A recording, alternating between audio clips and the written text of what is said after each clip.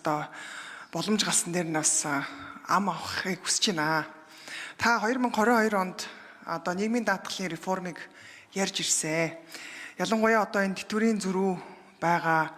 За энэ даатгалын одоо төлөгчийн ачаалал, энэ сангийн алдагдлын асуудлыг бол одоо ингээд ер нь бол ингээд шинчилж реформ хийх ёстой гэдэг ийм байр суурийг илэрхийлж ирсэн.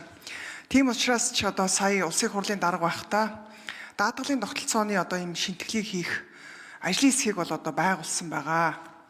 Тэгэхээр та одоо ерөнхий сайд болоод засгийн газрыг одоо ингээд тэргүүлж удирдах явах хүний хувьд энэ даатгалын одоо энэ шинжилгээг хэрэгжүүлэхэд засгийн газар одоо улсын хуралтай хэрхэн одоо уялдаатай ажиллана гэж харж байгаа вэ гэдэг дээр бас хариулт хүсэж байна. За мөн одоо энэ даатгалын тогтолцооны одоо шинжилэлд мэдээж одоо улс төрийн одоо бас амаргүй бас ийм эрсдэл дарамтууд бол одоо сэрхэн тодорхой.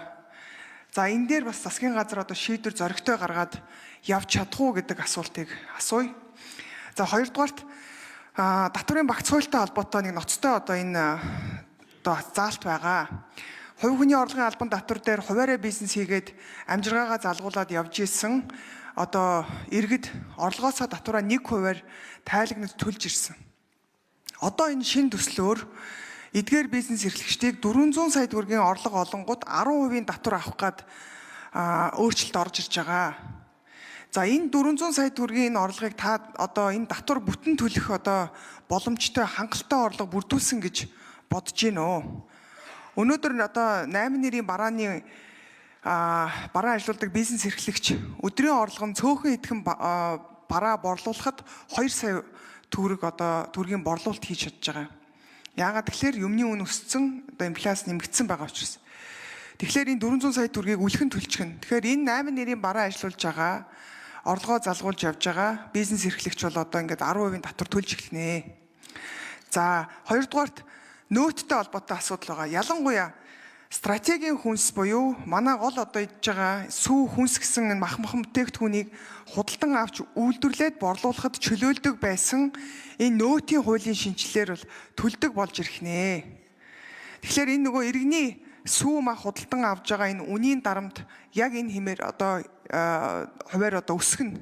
Тэгэхээр одоо махны үн нэмэгдсэнтэй одоо холбоотойгоор иргэд шүүмжилж ирж байна.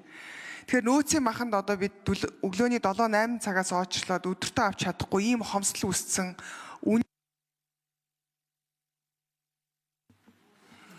Учрал шүү.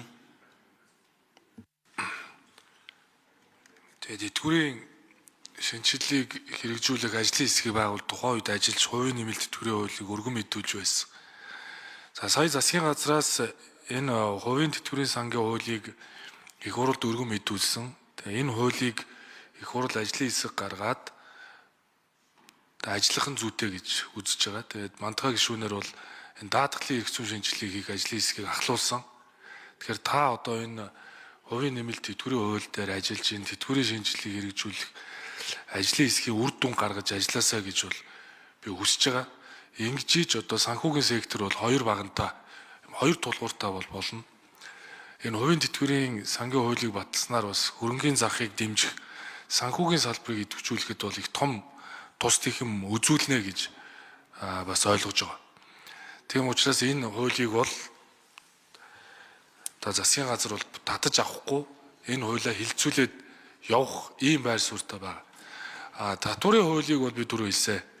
Татврын хуулийг төсвийн реформтой хамт хийх ёстой учраас энэ удаагийн өргөн баригдсан татврын хуулийг бол татаж авах нь зүйтэй юм а гэж би үзэж байгаа учраас таны одоо сая хэлсэн саналуудыг нэгтгээд дахиад одоо оруулж ирэх нь зүйтэй. 5 сарын 1-ээс өмнө төсвийн өрөө барь.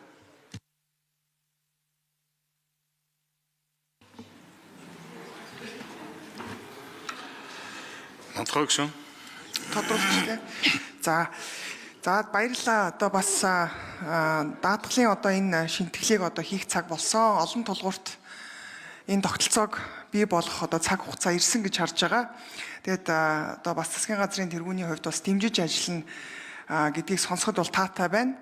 За тэгэхээр татврын энэ багц хуулийг эргэж одоо төсөвтэй уялдуулж татж авч байгаа нь бас маш сайшаалтай байна. Энэ татврын багц хуулинд хэд хэдэн бас ноцтой энэ заалтууд байгаа. Түрүүний миний хэлсэнчлэн хувь хүний орлогын албан татвар буюу амжиргаагаа залгуулад явж байгаа хуваарай бизнес эрхлээд бичил болон жижиг дунд бизнес эрхлэгчдэд таатай бус юм заалтууд орж ирсэн байгаа шүү. Нэгд, хоёрдугаарт нөөцтэй холбоотой энэ стратегийн хүнс буюу махсүүн дээр одоо үйлдвэрлэлийнхэн төлөө үнээс чөлөөлдөг байсан эргүүлээд одоо нөөц тооцдог болж ирж байгаа нь эцсийн хэрэглэгч буюу Монгол улсын иргэнд энэ өөрөө үнийн дарамт болж орж ирэх учраас энэ дээр бас та анхааралтай бас